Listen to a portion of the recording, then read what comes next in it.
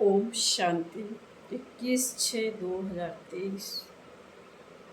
बाबा कहते हैं, मीठे बच्चे, तुम ज्ञान सागर बाप के पास आते, सम्मुख मिलन मनाने, बादल भरने। तुम यहाँ कोई तीर्थ करने व पहाड़ी की हवा खाने नहीं आते। प्रश्न है, गृहस्थ व्यवहार में रहते हुए किस विधि से चलते रहो तो एवर हेल्दी बन जाएंगे। बाबा का उत्तर है, एवर हेल्दी बनने के लिए सदैव बाबा बाबा करते रहो। तुम ही से खाऊं, तुम ही संग घूमूं, सब कुछ बुद्धि से बाप हवाले कर दे। ऐसा समझ कर चलो कि हम शिव बाबा की परवरिश के अंदर पल रहे हैं। किसी भी चीज में ममत्व ना रहे। आकर्षण करके, अर्पण करके उसके हुक्म से खाओ तो सब पवित्र हो जाएगा और तुम एवर हेल्दी बन जाएगी। गीत है, दूर देश का रहने वाला आया देश पर आए। ओम शांति। दूर देश के रहने वाले पास बच्चियां मिलने आती हैं। दूर देश के रहने वाले पास बच्चियां मिलने आती हैं। बच्चियां कोई तीर्थ पर नहीं आती हैं, वह पहाड़ी पर हवा खाने नहीं आती हैं। मनुष्य तो पहाड़ों पर जाते हैं हवा खाने, परंतु बच्चे यहाँ पर आते हैं माता पिता पास मिलने। यह जानते हो, माता पिता दूर देश के रहने वाले आते हैं पराए देश। क्यों आते हैं? स्वर्ग रचने, उनसे मिलने के लिए। बच्चे भिन्न भिन्न गांव से, कितना दूर देश से आते हैं। विलायत से भी आएंगे, इसलिए कोई चीज देखने के लिए नहीं। आत्माएं अथवा जीव आत्माएं आती हैं माता पिता से मिलने। माता पिता भी है दूर देश का रहने वाला। अब तुम किसके आगे बैठे हो?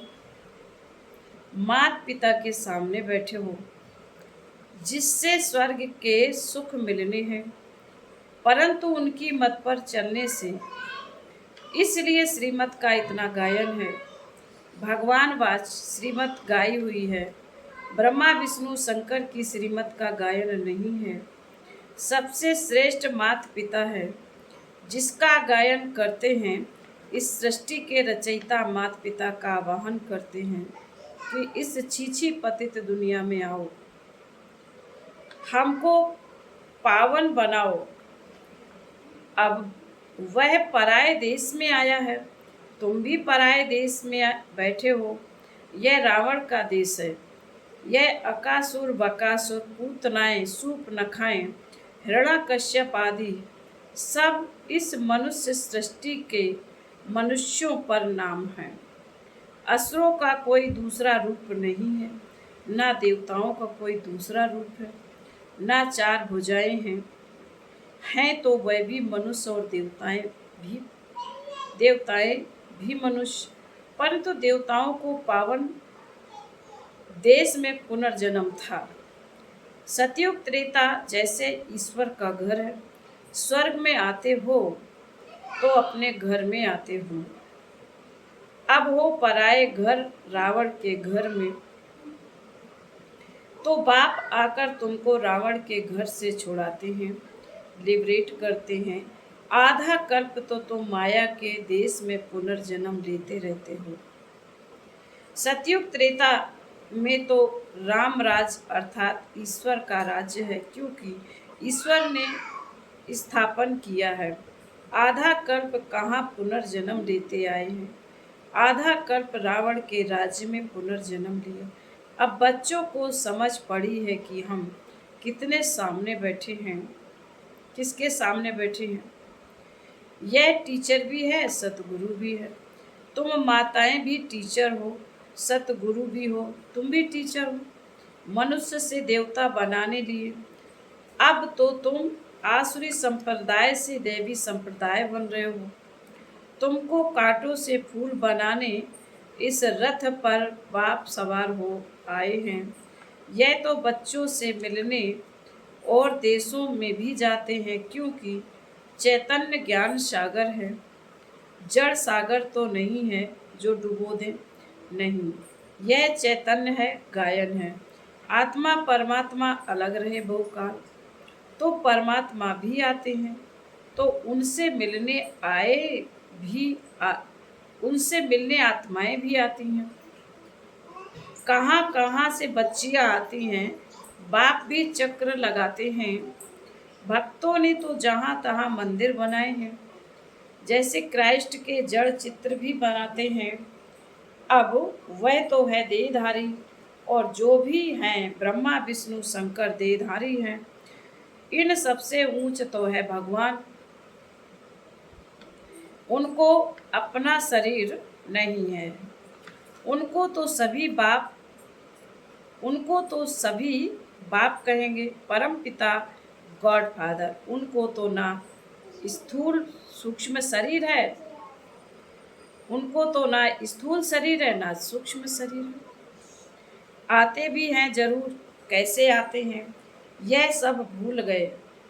ऐसे तो नहीं कहेंगे श्री कृष्ण पतित पावन है, ना श्री कृष्ण के शरीर में आकर पावन बनाते हैं। तो श्री कृष्ण भगवान बात स्ट्रोंग हो गया। श्री कृष्ण के मुख द्वारा क्या रचे, क्या देवताएं? नहीं, पहले तो ब्राह्मण चाहिए, उनके लिए यह ब्रह्मा चाहिए, नहीं तो ब्रह्मा का एक कुपेशन कहाँ। श्री कृष्ण का नाम लगाने से ब्रह्मा की बायोग्राफी गुम हो जाती है। श्री कृष्ण द्वारा सतयुग स्थापन किया तो ब्रह्मा का एक कुपेशन ही गुम कर दिया।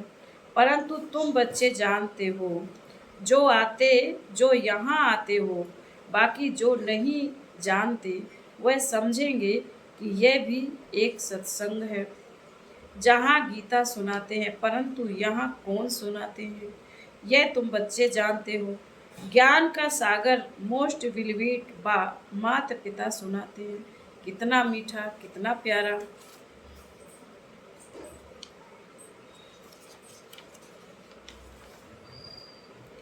कितना मीठा, कितना प्यारा है। तुम कोई मनुष्य को मीठा कह नहीं सकते, क्योंकि सभी कड़वे भिखारी हैं। बाप उनको पावन बना रहे हैं, तो ऊंच ते ऊंच है भगवान। उसके बाद जो भी मनुष्य होकर गए हैं, अभी वह सब पतित हैं। जब तक बाप आकर पावन ना बनाए, तो सब पतित दुखी रह जाते हैं। जैसे मनुष्य कहते हैं कलयुग हजारों वर्ष का है, यह तो इम्पॉसिबल है। महाभारी लड़ाई सामने खड़ी है, जिससे मुक्ति जीवन मुक्ति के गेट्स खुलते हैं। तब तक कोई मुक्ति जीवन मुक्ति में जा नहीं सकते। सभी यहाँ भटकते रहते हैं, जैसे भूल भुलैया है। सभी ठोकर खाते रहते हैं, दरवाज़ा मिलता नहीं है। चाहते हैं मुक्ति जीवन मुक्ति के गेट में जाएं। कोई मरता है तो भी कहते हैं स्वर्गवासी हुआ, परंतु यह तो नर्क है। स्वर्ग में तब जा सकते हैं जब बाप आए राजयोग सिखलाएं, तब राजाई व प्रजापत पा सकते हैं। अब यह है कमाई, कहते हैं ना, इसने कौन सी कमाई की जो यह इतना साहूकार बना। तो सतयुग में देवताओं ने कौन सी कमाई की और कब की जो यह ऐसे बने। जरूर कलयुग के अंत में की होगी, तब सतयुग में बने। अब तुम जानते हो हम ऐसी कमाई कर रहे हैं जो स्वर्ग के मालिक बनेंगे। जरूर उसकी रिजल्ट तुम स्वर्ग में भोगेंगे। अब तुम कलयुग और सतयुग के संगम पर हो। उनको अलग युग कर दिखा दिया है। सारे कर्म अकर्म विकर्म की गति बाप समझाते हैं। कहते हैं बच्चे, अब जो कर्म मैं तुमको सिखलाता हूँ वही करो। इसको कलयुग नहीं कहेंगे। संगम युग का किसी को पता नहीं है। जब सतयुग से त्रेता होता है तब भी किसी को पता नहीं पड़ता कि सतयुग त्रेता का संगम पास हो रहा है।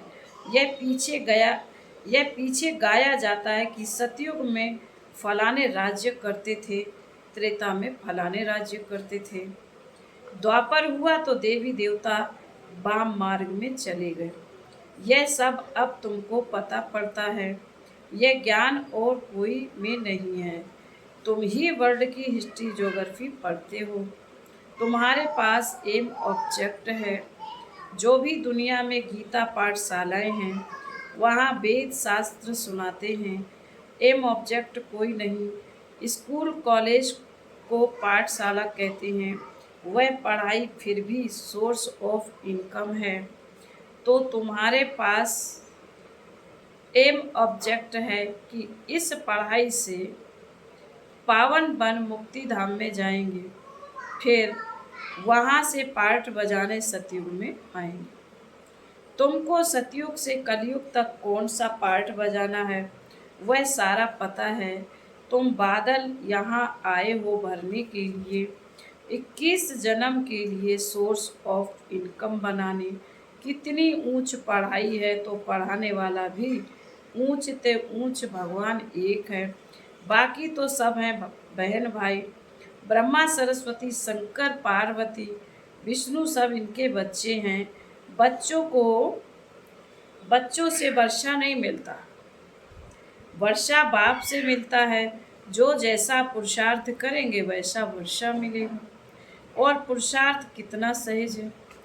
अच्छा, इतना ज्ञान नहीं सुना सकते तो 3 पैर पृथ्वी का लेकर छोटे कमरे में ही पाठशाला खोल दो। बोर्ड में लिख दो आकर, बाप से 21 जन्मों के लिए वर्षा ले लो। छोटा बोर्ड ही लगाओ, उसमें लिखो कि 21 जन्मों के लिए स्वर्ग की बादशाही तुम्हारा ईश्वरीय जन्म सिद्ध अधिकार है। भला कर पूछो, तुम जिसको माता पिता कहते हो वह तो जरूर स्वर्ग का रचयिता है।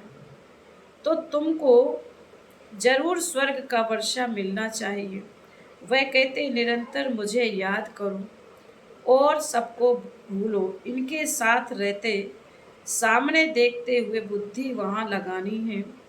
बाबा का फरमान मिलता है तो सिर पर रखना चाहिए ना। बाप ऑर्डिनेंस निकालते हैं, बच्चे अब विष का धंधा बंद करो। और कोई से बात नहीं करते, बच्चों को ही समझाते हैं। बाहर वाला तो यहाँ सभा में कोई बैठ नहीं सकता जब तक 7 रोज आकर ना समझे। कहानी है ना, इंद्रप्रस्थ में पुखराज परी एक पतित मनुष्यों को ले आई तो उनको सजा मिल गई। तो यह कायदा नहीं है जब तक 7 रोज भट्टी में नहीं डाला है। भट्टी में स्वच्छ होने बिगर बैठ नहीं सकते। हाँ, कोई बड़े मनुष्य मिलने को आते हैं, सुनते तो हैं ना। सुबह का क्लास देखें तो ऊपर से पूछ कर श्रीमत से बताते हैं। देखते हैं अच्छा है, उल्टा नहीं उठाएंगे तो उनको थोड़ा पहले समझाया जाता है, फिर आने की छुट्टी देनी पड़ती है।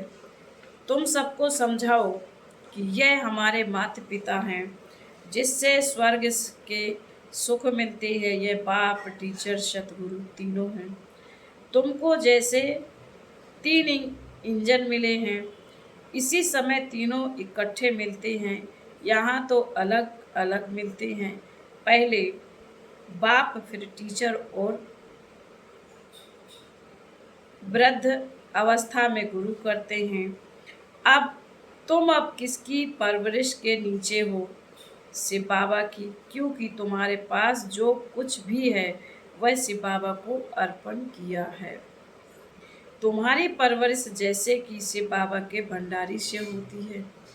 तुमने अपना सब कुछ शिव बाबा को दान किया है, अब उनसे ही तुम पलते हो। कितना पवित्र अन्न मिलता है, ऐसे कभी होता नहीं। जो कोई धर्म दान करे उससे ही उनकी परवरिश हो।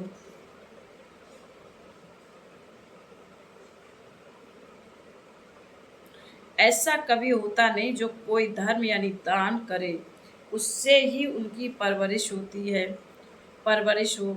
वह तो जिसको दान करते वह खा जाता है, यहाँ तो तुम शिव बाबा को देते हो तो कितना पवित्र बन जाता है।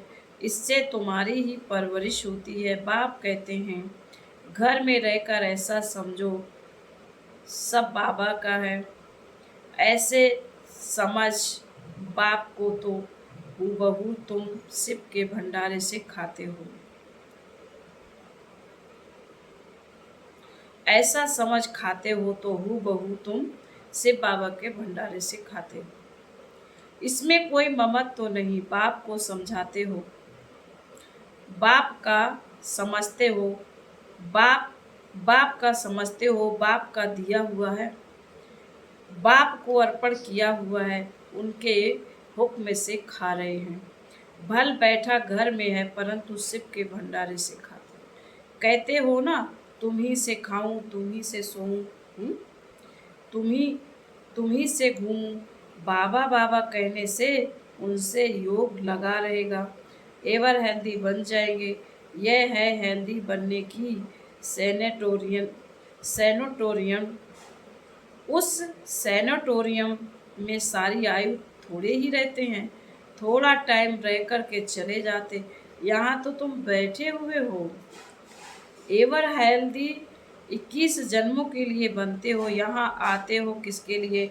आधा कल्प, आधा कल्प के लिए ever healthy, ever wealthy, ever happy बनने के लिए। इस ख्याल से आते हो ना, यहाँ हवा खाने के लिए व तीर्थ करने तो नहीं आते हो। यहाँ आते हो शिव बाबा के पास। बाप भी आते हैं पराए देश में, पराए तन में, पराए देश पराए तन में। गीता जो गाई हुई है कुछ तो राइट होगा। आवाहन करते हैं बाप के आने के लिए, तो जरूर उनको पतित से पावन बनाने लिए आना पड़े। पतित तो नहीं, परम धाम में उनके पास जाएंगे। परम धाम, बाबा कह रहे पतित तो नहीं, उनके परम धाम में उनके पास जाएंगे। पावन होने के लिए जा नहीं सकते। हर एक भक्त की आत्मा पुकारती है कि बाबा आओ। बाबा कहते हैं मैं आता हूँ सबकी सद्गति करने, सर्व के ऊपर दया करने। सर्व के ऊपर दया करने वाला सर्वोदया तो एक बाप है ना। कौन सी दया करते हैं? श्रीमत देते हैं। श्रीमत तो मशहूर है, जिस पर चलने से श्रेष्ठ अर्थात स्वर्ग के मालिक बनेंगे। फिर जो जितना डायरेक्शन पर चले, कोई तकलीफ तो नहीं देते। हठ योग करने अथवा तीर्थों पर धक्के खाने की, अमेरिका हो, फिलीपाइन हो, कहाँ भी हो, गृहस्थ व्यवहार में तो रहना चाहिए, परंतु रहते हुए कमल पुष्प समान रहना है। जनक का मिसाल है, तुम्हारा है राजयोग। वह तो कहेंगे स्वर्ग के सुख तो काग विष्टा के समान है, परंतु भारत का राजयोग तो मशहूर है, इसको कोई जानते नहीं। प्राचीन योग तो प्राचीन बाप ही सिखाएंगे। गीता, वेद, शास्त्र आदि सब भक्ति मार्ग की सामग्री है। झाड़ को पूरा होना ही है, फिर इसी झाड़ को सब्ज होना है। तुम आए हो माता पिता पास रिफ्रेश होने, और घड़ी घड़ी आएंगे क्योंकि सम्मुख मजा आता है।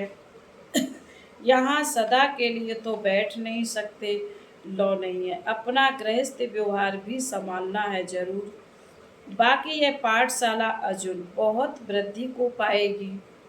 यह विघ्न आदि ना पड़े तो यह बहुत बढ़ जाएंगे, यह बहुत बढ़ जाएंगे, इसलिए विघ्न पड़ते हैं। 5000 वर्ष इकट्ठे कैसे बैठ पड़ेंगे, इसलिए लिमिट है, जिनको बाप सम्मुख देख भी सके। बाप देखते तो आत्माओं को है ना, शरीर को नहीं देखते। जोर से देखेंगे तो उनको शरीर ही भूल जाएगा। चुंबक है ना, तो जैसे अनकॉन्शियस होता जाएगा। फिर बाबा कहते हैं, अच्छा मीठे मीठे शिकिल दे बच्चों प्रति माता पिता बाप दादा का याद प्यार और गुड मॉर्निंग। रूहानी बाप की रूहानी बच्चों को नमस्ते। हम रूहानी बच्चों की रूहानी माता पिता बाप दादा को याद प्यार गुड मॉर्निंग और नमस्ते। धारणा के लिए मुख्य सार बाबा ने कहा है, नंबर 1, ऊंची मंजिल पर जाने के लिए बाप टीचर गुरु के रूप में हमें 3 इंजन मिले हैं। सदा इसी स्मृति से आगे बढ़ना है। नंबर 2, बुद्धि से सब कुछ बाप हवाले कर उसकी परवरिश के नीचे पलना है। बहुत मीठा पावन बनना है। पतित पने का कड़वापन निकाल देना है। फिर बाबा ने आज के वरदान में कहा है, अनुभवों की संपन्नता द्वारा सदा उमंग उल्लास में रहने वाले मास्टर अलमाइटी ऑथोरिटी हो। अनुभव बड़े ते बड़ी ऑथोरिटी है। हर गुण, हर शक्ति, हर ज्ञान के पॉइंट्स के अनुभवों में संपन्न बनो तो चेहरे पर सदा उमंग उल्लास की चमक दिखाई देगी। अब सुनने सुनाने के साथ साथ अनुभवी मूर्त बनने का विशेष पार्ट बजाओ। अनुभव की ऑथोरिटी वाले स्वयं को सदा भरपूर आत्मा अनुभव करेंगे। जैसे बीज भरपूर होता है, ऐसे ज्ञान गुण शक्तियाँ सब में भरपूर होने के कारण मास्टर अलमाइटी ऑथोरिटी बन जाती है। स्लोगन है, अमृत वेला विशेष प्रभु पालना की बेला है। इसका महत्व जान पूरा लाभ लो। ओम शांति।